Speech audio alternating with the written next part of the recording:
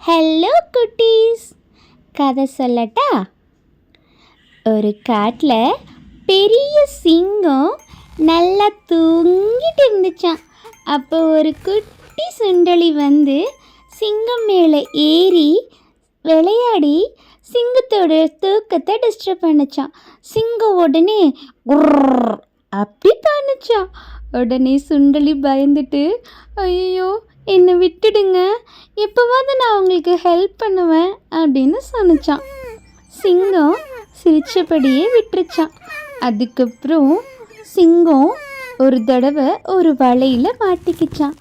அப்போ இந்த எளிதா அதை கட் பண்ணி சிங்கம் வெளிவரதுக்கு ஹெல்ப் பண்ணிச்சான். அதுக்கப்புறம் 2 பேரும் ஜாலியாக சுற்றுனாங்களாம். ஸோ யாரையும் குறைச்சி எடை போடவே கூடாது. ஓகேவா குட்டீஸ்?